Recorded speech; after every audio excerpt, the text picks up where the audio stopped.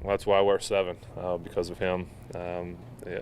Hero of mine growing up, and anytime you get in the record books, it's humbling and it means a lot. And when your name is close to his, and then you get to pass him, it's just an honor. It is Ben's Day, everybody, as we get ready for Thanksgiving on Thursday. Ben Roethlisberger talking in the Steelers locker room this morning about passing his childhood idol, John Elway, for the 6th most comeback wins in league history, now with 41 in the regular season, 45 if you count the postseason. We're going to take a closer look at some of those memorable games in just a little bit, but let's start today with the Steelers practice report as they prepare for the Denver Broncos on Sunday at Mile High Stadium. A long list of guys here not practicing. 3 of them are coaching decisions: Ben Roethlisberger, Marquise Pouncey, and Joe Hayden, but not practicing today due to injuries. Marcus Gilbert with his knee injury. He's missed 4 straight, 5 overall. Stephon Tuitt with his hyperextended elbow, and then Matt Filer, new to this list, with a pectoral injury from the game in Jacksonville. And then full participant today would be Anthony Chickillo.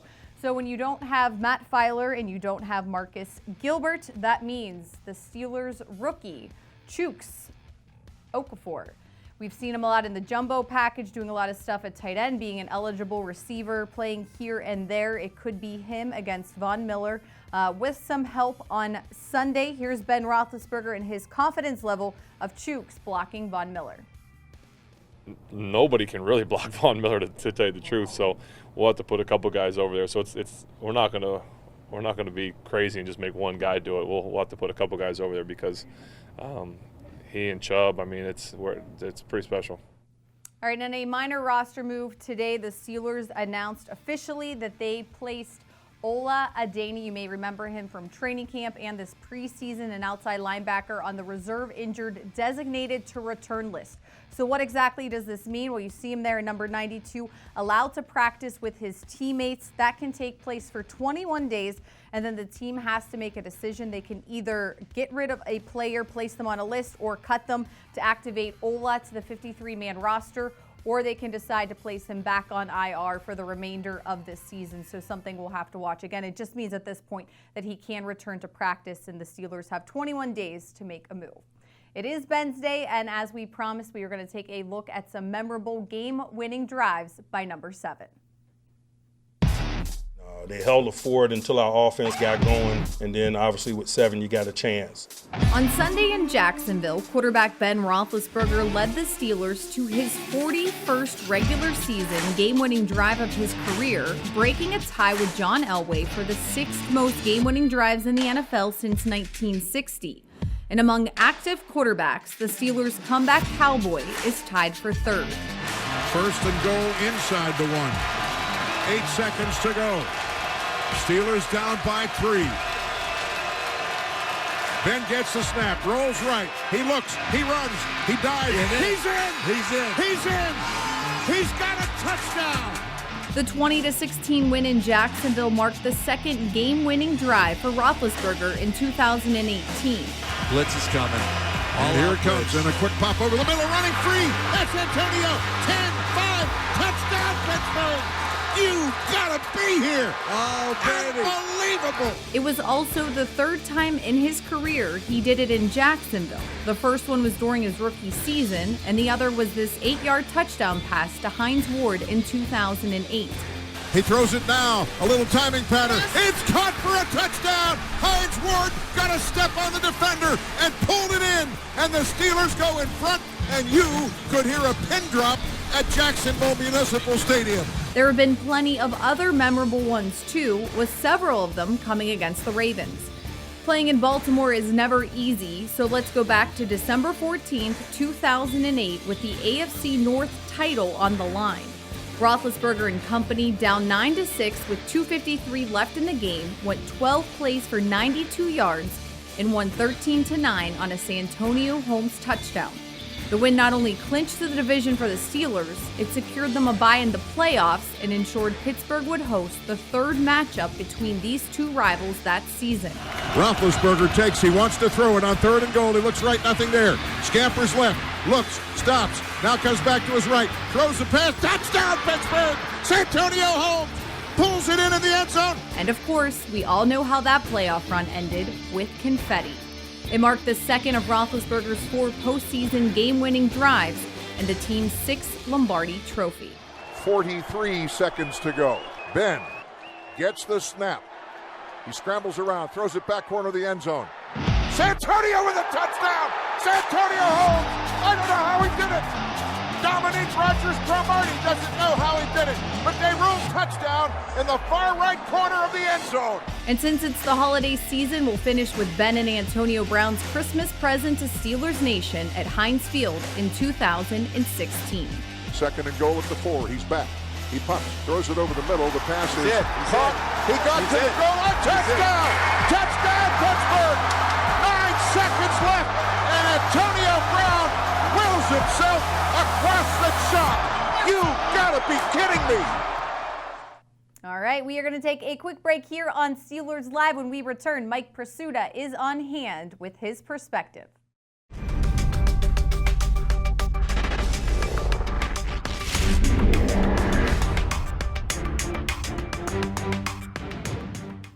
As the Steelers get ready to head on the road, once again, Mike Prisuta is here with his perspective for Broncos Week. Hey, Mike. Thanks, Missy. It was a game that paid immediate dividends in the standings and one that could serve the Steelers well down the road given what's left on their schedule. And that would make Sunday's 20-16 escape in Jacksonville the gift that keeps on giving. It was bleak in North Florida for about 55 minutes, but thanks to their furious finish, the Steelers were able to not only maintain their winning streak, but also exercise a demon. Their experiences against Jacksonville in general and against the Jaguars last season in particular had been painful. And for long stretches last Sunday, the Steelers appeared headed for more of the same. But somehow they found a way to flip the script this time. And that's something they might have to do again this season, perhaps as soon as this coming Sunday. The Steelers' history in Denver isn't all that impressive either. At times, it's been downright agonizing. They've also had a habit of going out to Oakland and dropping the ball or throwing interceptions against Raiders teams that were destined to have either 2 or 4 win seasons. That happened in 2013, 2012, and 2006, or to be more succinct, on each of the Steelers' last 3 trips to Oakland. That's what makes what happened in Jacksonville a potential game changer. The Steelers either learned or confirmed for themselves in the event they only suspected as much that history doesn't always equate to prophecy. Even in the worst of times, even when the team is up against it and the brakes are beating the boys, the Steelers now know they're capable of overcoming what they must, themselves included, on any given Sunday.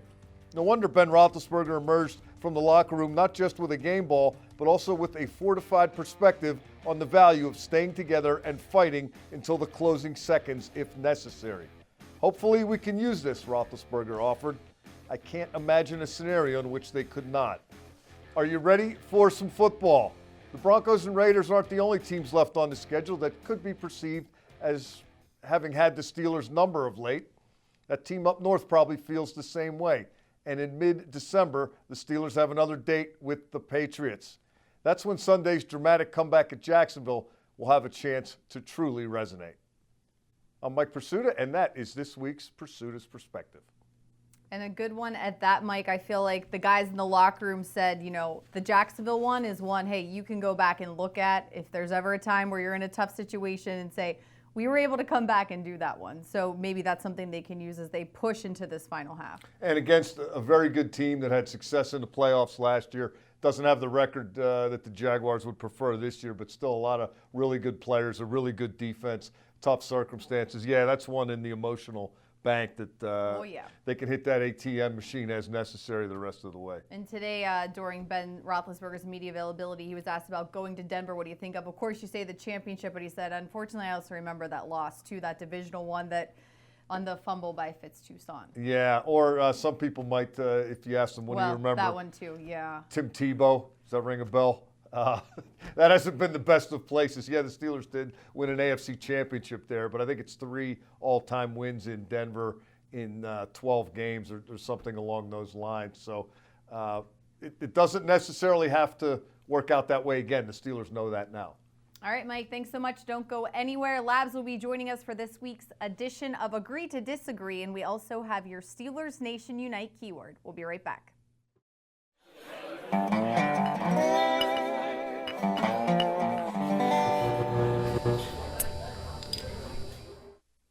We are already in the Thanksgiving spirit here on Steelers Live, especially with this edition of Agree to Disagree. The show with the motto. I'm right. I agree He's with wrong. pumpkin pie on Thanksgiving and disagree with apple pie with whipped cream. Pumpkin All right, pie. let's Cream stick if you to have football. nothing. Let's stick to football. Pursuit, I like apple, so you're already in the negative. The first statement, Labs, we'll start with you. Connor is a concern. I'm going to agree with the statement. I think that James Conner has the potential to maybe have gone in the tank a little bit mentally after that game in Jacksonville. And what I'm referring to specifically are the 2 passes he dropped. One was on a 4th down. The other was on the final drive of the game. It ended with Ben Roethlisberger scoring the game-winning touchdown, but it would have ended a few plays earlier if James Conner hadn't dropped what looked to me to be a wheel route down the sideline. And he has passed so many tests so far this year. Things have gone so well for him in so many different aspects of his game and how he has fit in with this team that I'm a little bit concerned of how he's going to handle some failure. And it's inevitable in professional football, certainly at the NFL level. And it's a concern. I don't think that I'm really petrified about it, but I have to admit it's a concern. All right, Prisuta, your take. I'm going to agree with Labs and agree with the statement. I'm not petrified by it either, but even if he had caught those 2 balls in Jacksonville, I think it's worth remembering and not losing sight of how much James Conner has already done this season, the amount of touches he's had, the amount of production he's been responsible for. You got to realize he has never done this at the NFL level through the entirety of a season into the playoffs. So I think it's going to bear watching the rest of the way, whether he's able to keep his eye on the ball and keep the ball in his hands or not. The Steelers have become a team that's been pretty adaptable on offense, defense, and special teams this season. They are continuing to evolve, and hopefully they're going to have a plan B for Connor. They're going to have another direction in which they can go should his production start to wane here as late November becomes early December and beyond. All right, statement number 2, Prisuta, you will go first. Denver won't be as tough as Jacksonville. I'm going to agree with that one. I thought Mike Tomlin got it right when he talked at the outset of this week about this Denver and Jacksonville being similar teams and the Steelers playing both on the road in succession, being similar challenges. Here's where I think there's a big difference. I know the Steelers don't have a great history in Denver. They have not had a great history against Jacksonville seemingly ever. But Denver didn't beat the Steelers twice last season. Denver didn't knock the Steelers out of the playoffs last season. I thought that Jacksonville game constituted a mental hurdle to overcome as well as a physical one for a lot of reasons. I think now that the Steelers have actually gotten through that and survived it and come out of Jacksonville with a win, they will be more able to go into Denver and hang in there if things don't go well, as they a lot of times don't in Denver. I think the Steelers are a little more battle-tested, and that Denver defense doesn't scare me the way Jacksonville's did. I'm going to disagree with the statement and disagree with Mike. And the reason that I think that Denver will be a tougher test than Jacksonville is, right, Jacksonville, the venue has been unkind to the Steelers. Yes, Jacksonville has some recent success against the Steelers, including those 2 games last season, one of which was in the divisional round of the playoffs. But what Jacksonville does not have is an offense. None. They can run the ball with Leonard Fournette a little bit, but what happens in the NFL now, if you can only run the football and your quarterback is totally incapable of doing anything through the air, Blake Bortles, what happens is you run down into the red zone, the defense toughens up, and then you kick a field goal. The Steelers cannot afford to the kind of imbalance that existed in play that they had in Jacksonville to happen in Denver, because if they do, they'll be down more than 9-0. Case Keenum is a far better quarterback than Blake Bortles, and Emmanuel Sanders would be a superstar receiver in Southern Alabama. Stop while you're ahead, Labs. I think Coach Tomlin said that once. All right, a lot of agreeing today, but two reasons. I got the drumsticks. Labs, I was going to pick you to win, so... All right, you brought your A game with the costume. Prisuta and I left you hanging on that one. You also picked apple pie over pumpkin. Sorry, Prisuta. Guys, couldn't be more Labs wrong on that. is the winner. For our Steelers Nation Unite members, the keyword How does he today get to win when he is clearly Thanksgiving. ignores the time limit? Again, you're if banging the bell and he's just talking away. Is that the way you do it? It's a filibuster if you can now? still hear me, the keyword today is Thanksgiving. So head to SteelersNationUnite.com and enter the keyword Thanksgiving to earn your extra yards for joining us today. Don't worry, we are off tomorrow for Thanksgiving. Happy Thanksgiving to everybody out Enjoy there. your We'll pumpkin see you back pie. Friday Give at Prisuta 4 some p.m. tryptophan. Maybe Have a he'll go good to night. sleep.